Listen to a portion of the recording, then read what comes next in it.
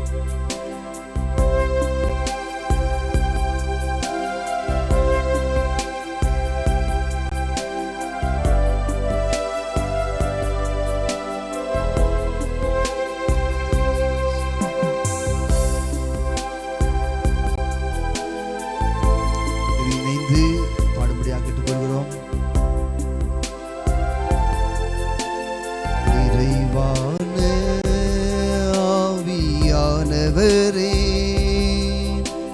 நீர் வரும்போது குறைவுகள் மாறுமே. நிறைவான ஆவியானவரே, நீர் வரும்போது குறைவுகள் மாறுமே. நீர் வந்தால் சூழ்நிலை மாறுமே. முடியாததும் சாத்தியமாகுமே. நீர் வந்தால் சூழ்நிலை மாறுமே. முடியாததும் சாத்தியமாகுமே. நிறைவே நீர் வாருமே. நிறைவே நீர் வேண்டுமே. நிறைவே நீர் போதுமே. ஆவியானவரே, இது நம்முடைய வாழ்க்கையில, நம்முடைய வாழ்க்கை சூழல் வறண்டு போன ஒரு நிலமாக இருக்கலாம். இதோ நம்முடைய வாழ்க்கை பாழாய் போனதாக இருக்கலாம். ஆனால் வறண்டு போனதை இந்த வேளையில இறைவன் மாற்றக்கூடியவராக இருக்கிறார். பசுமையான ஒரு புல்வெளியாக மாற்றப் போகிறார். வாழ்க்கை முடிந்து விட்டது, இனிமேல் வாழ்க்கையில எழும்ப முடியாது என்று சொல்லி கவலையோடு இருக்கிறவர்களுக்கு இறைவன் சொல்லுவது இதுதான். இதோ எசையா புத்தகம் 40வது அதிகாரம் 31வது இறைவார்த்தை சொல்லுகிறது, ஆண்டவர் மீது நம்பிக்கை வைத்திருப்பவர்கள் கழுகுகளைப் போல உயர பறக்கிறார்கள். அவர்கள் தங்களுடைய இறக்கைகளை விரித்து உயர பறந்து கொண்டிருக்கிறார்கள். ஓடுவார்கள், களைப்படையார், நடந்து செல்வார்கள், சோர்வடையார் என்று சொல்லப்படுகிறது. மாதவிட இதோ நம்முடைய வாழ்க்கையில கலைந்து போயிருக்கலாம். நம்முடைய வாழ்க்கையிலே கலக்கத்தோடு நாம் இருக்கலாம். என்னுடைய வாழ்க்கை, என்னுடைய குடும்பத்தினுடைய வாழ்க்கை, என்னுடைய பிள்ளைகளுடைய வாழ்க்கை கேள்விக்குறியாக இருக்கிறது. ஆண்டவரே, உம்மால் முடியும், உம்மால் இந்த சூழலை மாற்ற முடியும் என்று சொல்லி நாம் இந்த வேளையிலே தொடர்ந்து பாடுவோம்.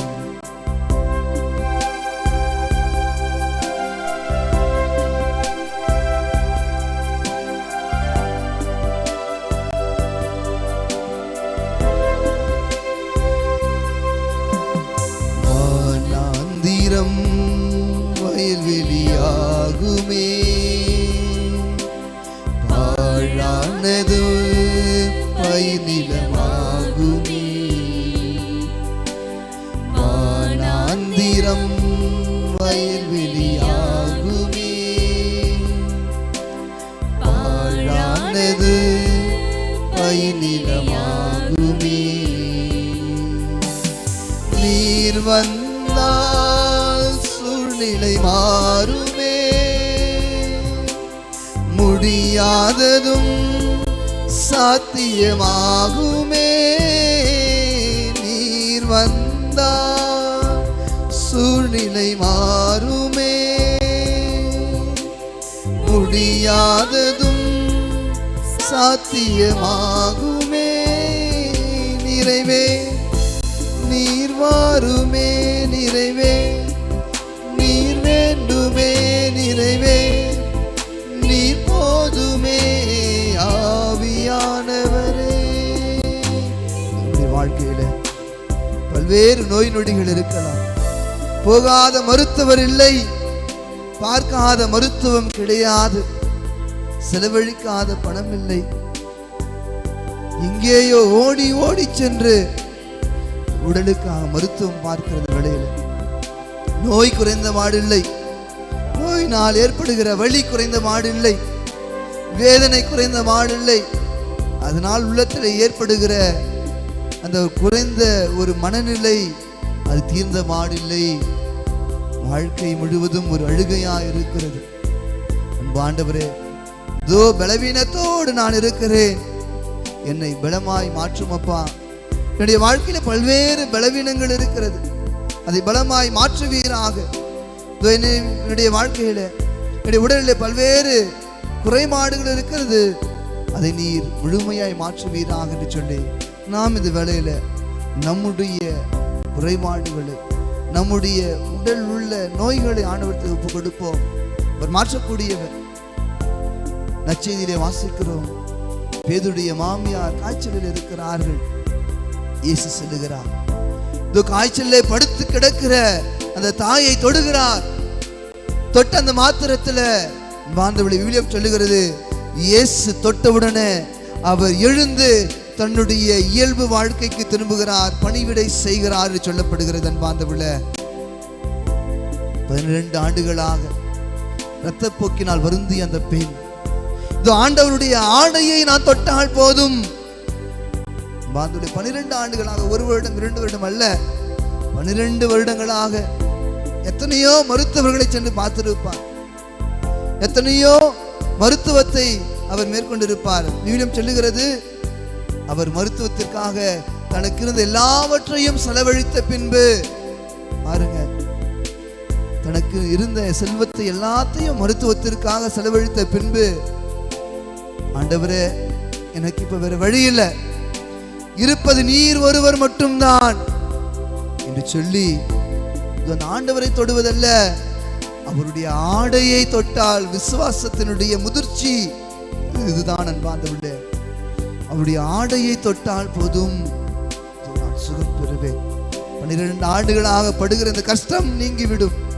12 ஆண்டுகளாக நான் கொண்டிருக்கிற அந்த உள்ள குமுறல் நீங்கிவிடும் என்று சொல்லி ஆண்டவருடைய ஆடையை தொட்டால் என்னுடைய சுகவீனம் அனைத்தும் சுகமாய் மாறும், என்னுடைய பலவீனம் அனைத்தும் பலமாய் மாறும் என்று தொடர்ந்து நாம் பாடுவோம்.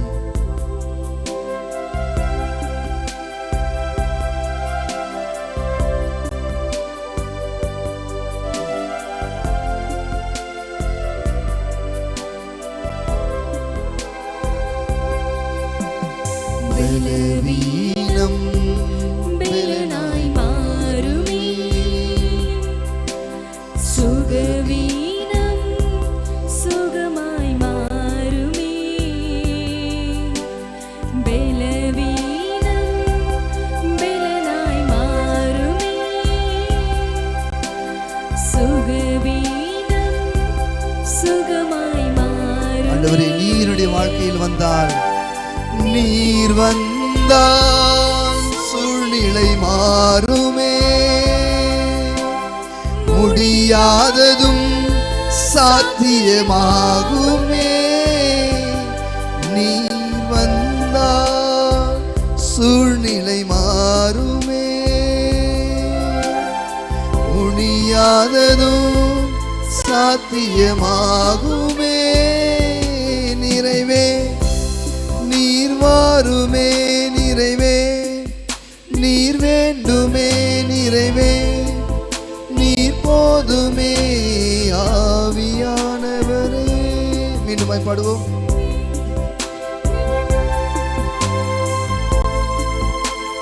வாழ்வில் வாருமப்பா, வாழ்க்கையிலே தேவையான மாற்றத்தை தாருமப்பா. இந்த வாழ்க்கையிலே கதிகலங்கி போய் நிற்கிறோம், நீர் வழி தெரியாது. ஆண்டவா, நீர் நாமே எல்லாமா இருக்கு.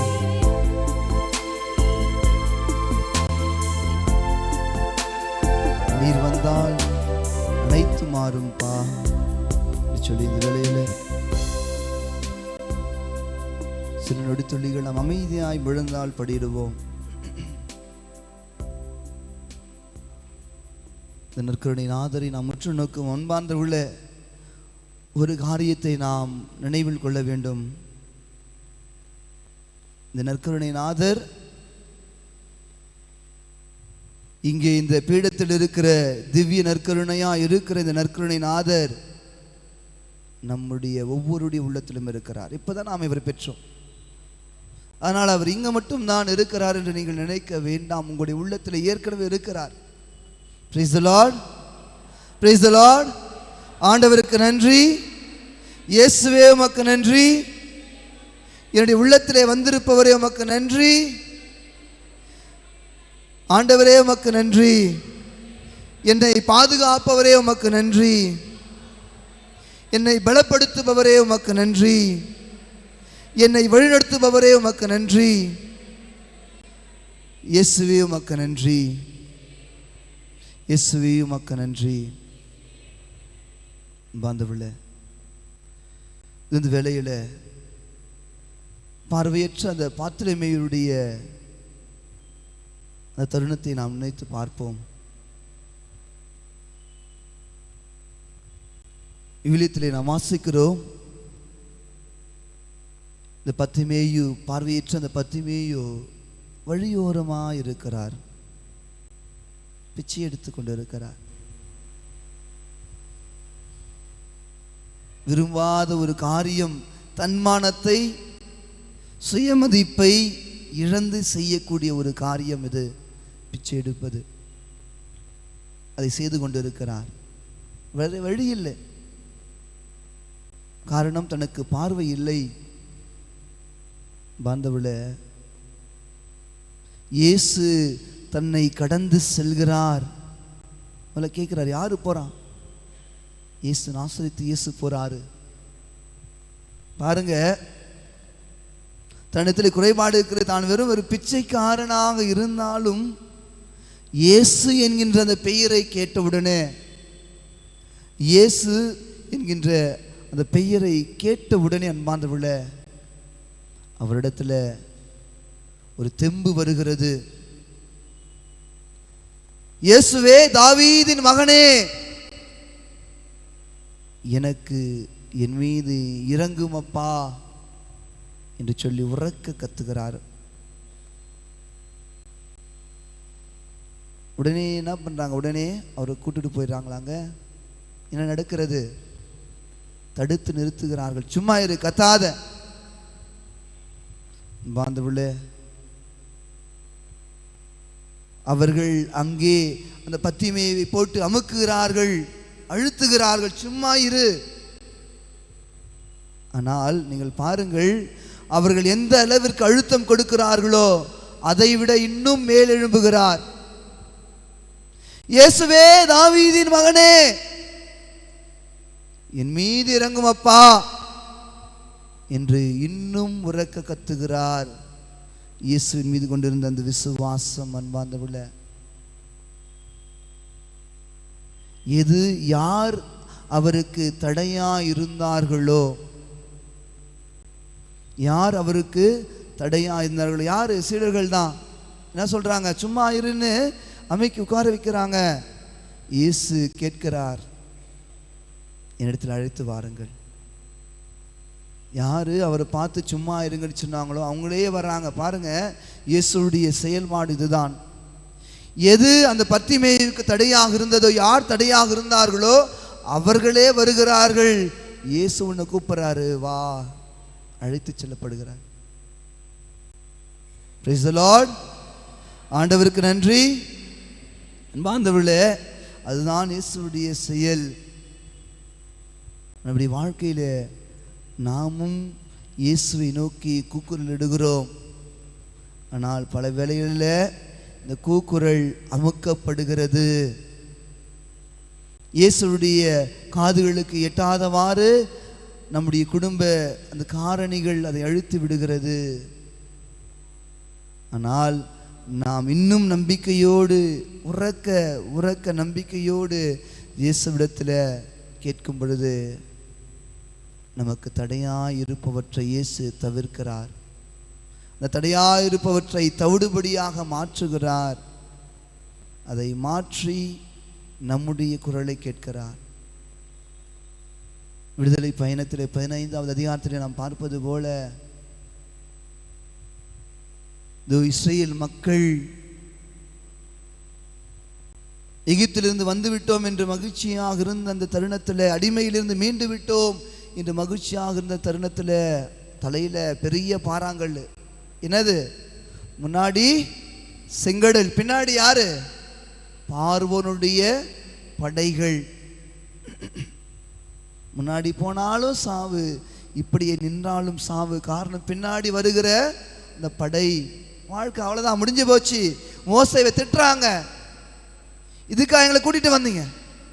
நாங்கள் அடிமைகளாக இருந்தால் நாங்கள் ஏதாவது குடிச்சு நாங்கள் உயிரோடு இருந்திருப்போமே, கிடைச்சதை சாப்பிட்டுட்டு நாங்கள் எங்களுடைய வாழ்க்கையை நகர்த்தி இருப்போமே, அடிமைகளாக இருந்திருப்போமே. மோசே கதி கலங்கி போகிறார். ஆண்டவரே, எனக்கு வந்த சோதனை இது. நீங்கள் வழிநடத்த சொன்னீங்க, வழிநடத்தின. ஆனால் இப்படி இருக்கிறதே. குடும்ப தலைவருடைய சூழலாக இருக்கலாம். என் குடும்பத்தை வழிநடத்துகிற ஆண்டவரே, ஆனால் இப்படி இருக்கிறது. என்னுடைய பிள்ளையுடைய வாழ்க்கை முன்னாடி போல பின்னாடி வர முடியல. எப்படி இருக்கிறது?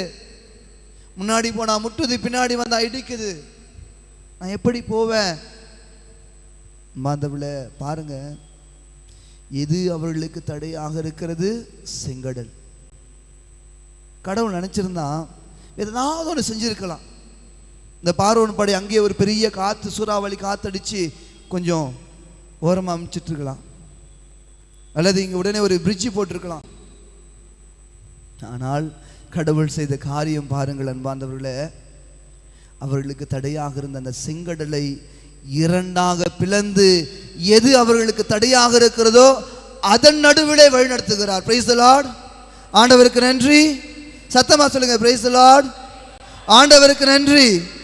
அன்பார்ந்தவர்களே, ஆண்டவருடைய அற்புதமான செயல் இதுதான். நம்முடைய வாழ்க்கையில எது தடையாக இருக்கிறது, எது முட்டுக்கட்டையாக இருக்கிறதோ அதை பிளந்து அதனுள்ளே நம்மை வழிநடத்துவார். அப்படிப்பட்ட தேவன் நம்முடைய தேவன். அவர்களுக்கு தடையாக இருக்கிற அந்த செங்கடலை இரண்டாய் பிளந்து உலர்ந்த தரையில் நடத்துகிறார். உலர்ந்த தரையில் எதை பார்த்து பயந்தார்களோ, எதை பார்த்து கலங்கி போய் நின்றார்களோ அதிலே நடத்துகிறார். அது மட்டுமல்ல, எது அவருக்கு அச்சுறுத்தல் கொடுத்தது பார்வோன், அதையும் அதிலே போட்டு அமுக்குகிறார், அழிக்கிறார். அன்பார்ந்தவர்களே, இதுதான் நம்ம ஆண்டவருடைய செயல். இன்றைக்கு நம்முடைய வாழ்க்கையிலே பல்வேறு கஷ்டங்கள் இருக்கலாம். வாழ்க்கையிலே முன்னாடி செல்ல முடியவில்லை. வாழ்க்கை அப்படியே ஒரு தேங்கி போய் நிற்கிறது, பயமாய் இருக்கிறது. என்னுடைய குடும்பத்தினுடைய சூழ்நிலை இப்படி இருக்கிறது, என்ன ஆகும்? பயம் நம்மை ஆட்கொண்டு இருக்கிறது. பயம் இருக்கிற இடத்துல நம்பிக்கைக்கு இடமில்லை. எனவே அன்பார்ந்தவர்களே, இயேசு நம்பிக்கைக்குரியவர். இறைவார்த்தை சொல்லுகிறது, உன்னையும் என்னையும் அழைத்த கடவுள் நம்பிக்கைக்குரியவர்.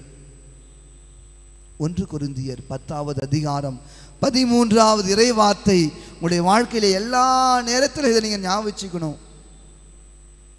1 கொரிந்தியர் 10வது அதிகாரம் 13வது இறைவார்த்தை.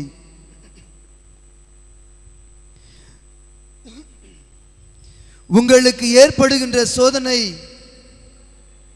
பொதுவாக மனிதர் எல்லோருக்கும் ஏற்படுகின்ற சோதனை என்று புதிது அல்ல. பாருங்க, கடவுள் சொல்றாரு, இறைவார்த்தை சொல்லுகிறது, நீங்க இப்ப கஷ்டப்படுகிற உங்களுக்கு இருக்கிற அந்த சோதனை எல்லா மனிதர்களுக்கு இருக்கிற ஒன்று தான், புதிதல்ல. அதனால ஐயோ புதுசா ஒரு பெரிய பிரச்சனை கிளம்பிச்சேன்னு பயப்பட வேணாம். கடவுள் நம்பிக்கைக்குரியவர். உங்களுடைய சக்திக்கு மேல் உங்களை என்ன பண்ண மாட்டாரு? சோதிக்க மாட்டார். Praise the Lord. கடவுள் நம்முடைய சக்திக்கு மேல் நம்மை சோதிக்க மாட்டார். தொடர்ந்து இறைவார்த்தை சொல்லுகிறது, அதிலிருந்து விடுபடுவதற்கான வழியையும் ஆற்றலையும் தருவார். Praise the Lord. மாந்தவிளை, இதுதான் இறைவார்த்தை சொல்லுகிறது, கடவுள் நம்பிக்கைக்குரியவர். உன்னுடைய சக்திக்கு மேல் உன்னை சோதிக்க மாட்டார்.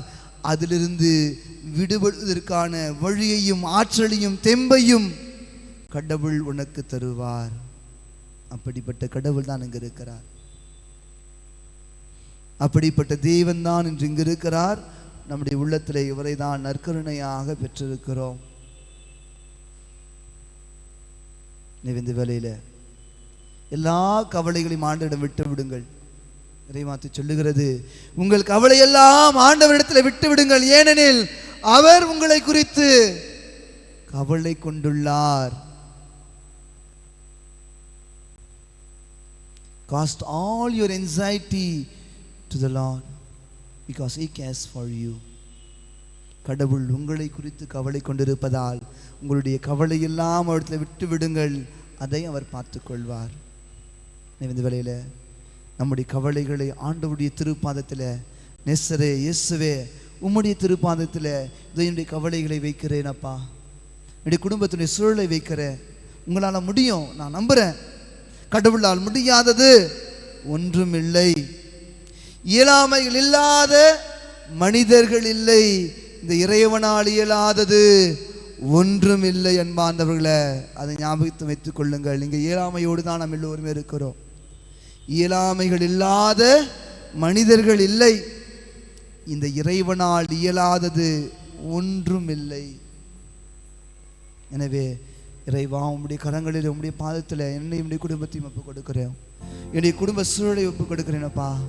நீதாமை முழுமையாக ஆட்கொள்ளும். நேசரே, திரு பாதம் அமர்ந்து நிம்மதியே ஆர்வமுடனே பாடி துடிப்பேன். ஆனந்தம் ஆனந்தம் என்று சொல்லி அனைவரும் எழுந்து நம்முடைய கரங்களை தட்டி இந்த வேளையில நாம் உற்சாகத்தோடு, ஆண்டவர் என் பக்கம் இருக்க நான் எதற்கு அஞ்ச வேண்டும்? மனிதன் எனக்கு எதிராக என்ன செய்ய முடியும்? இறைவன் இருக்கிறார், சர்வ வல்லமை படைத்த தேவன் இருக்கிறார். அவர் இருக்கும் பொழுது யாரும் எனக்கு எதிராக எதுவும் செய்ய முடியாது. பில்லி சூனியம் தீமைகள் எதையும் செய்ய முடியாது. கடவுள் இருக்கிறார், பார்த்துக் கொள்வார். இணைந்து கரங்களை தட்டி நம்பிக்கையோடு பாடுவோம்.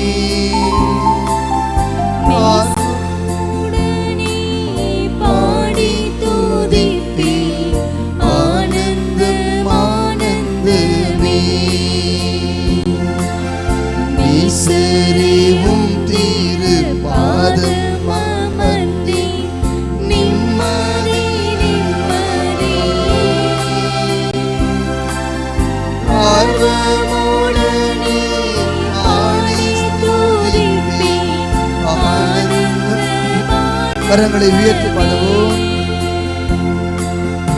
அடிக்கலமே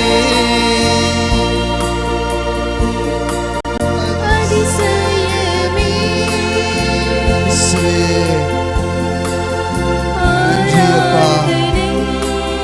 உம்மை நம்பி இருக்கிறோம். Thank you Jesus. இயேசுவே, உமக்கு நன்றி.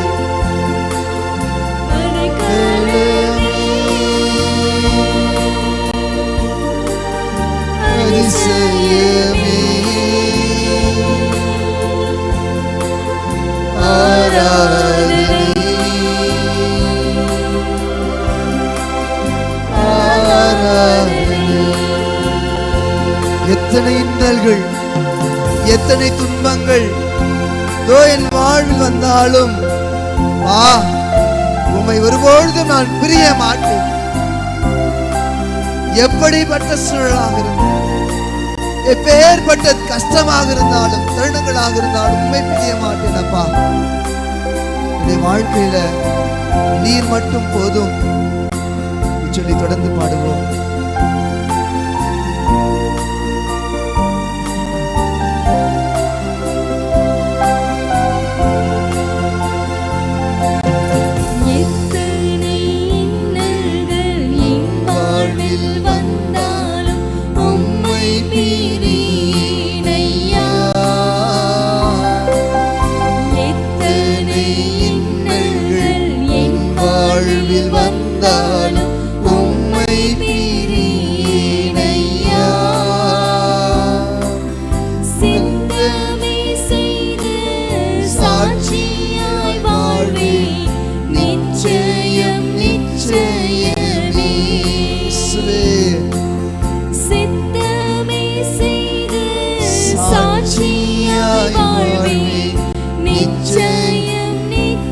கரங்களை உயர்த்தி நம்பிக்கையோடு பாடுவோம்.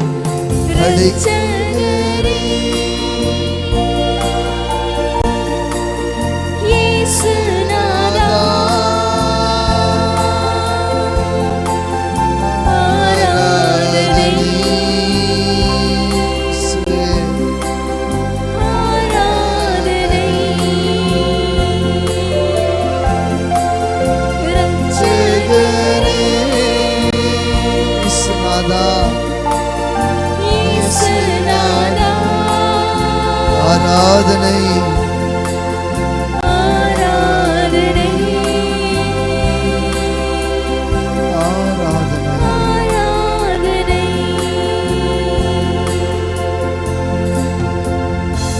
அமைதியாய் நாம் முழங்கால் படியிடுவோம்.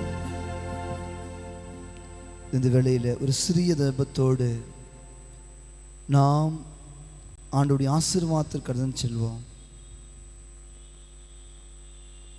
தாயும் தந்தையுமான அன்பிறைவா, உம்மை போற்றுகிறோம், வாழ்த்துகிறோம், நன்றி செலுத்துகிறோம். நற்கருணை நாதரே,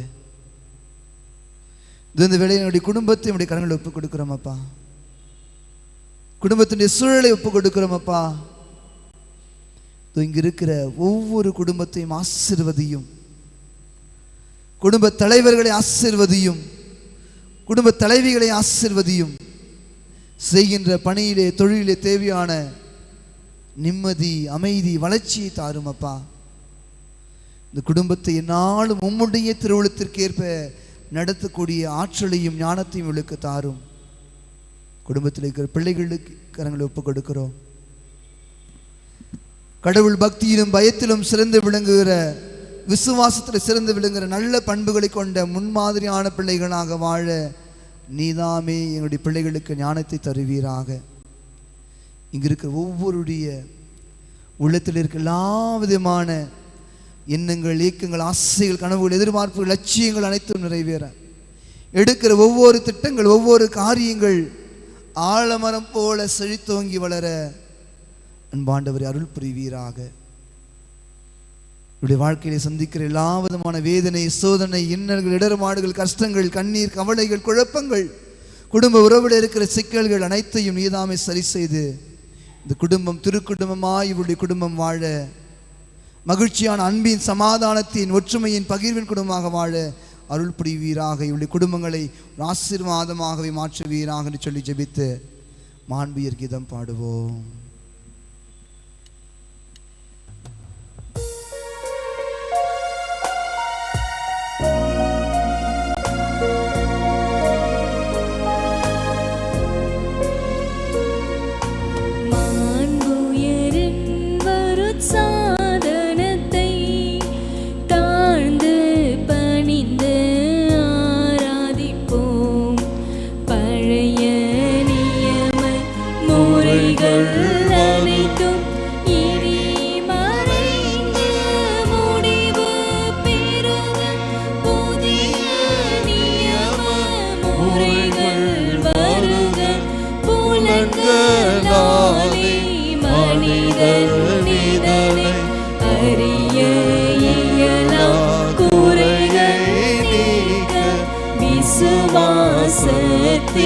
உதவி பெருக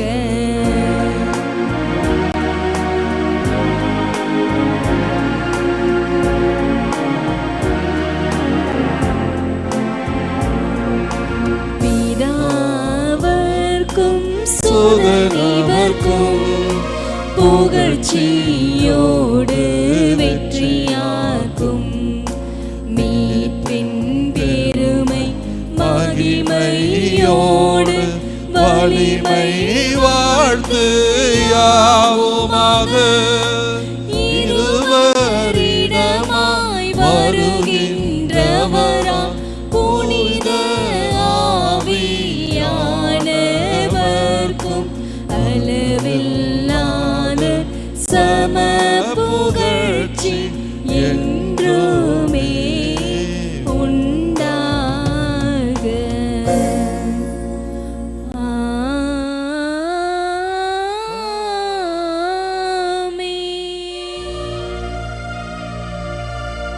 வான் என்று அவர்களுக்கு அப்பமளித்தீரே, இதுவெல்லாம் தன்னகத்தை கொண்ட அப்பம் இதுவே. ஜெபிப்புமாக. இறைவா, இந்த வியப்புக்குரிய அருள் அடையாளத்திலே உம்முடைய பாடுகளின் நினைவை எங்களுக்கு விட்டு சென்றே உமது திருவிட திரு ரத்தமாகியவற்றின் தூய மறைபொருளை வணங்கும் நாங்கள் உமது மீட்பின் பயனை இடைவிடாமல் துய்த்து உணிந்து அருள்வீராக. தந்தையாகிய இறைவனோடு பசுத்தாவின் ஐக்கியத்தில் சர்வேஸ்வரனாய் என்றென்றும் வாழ்ந்து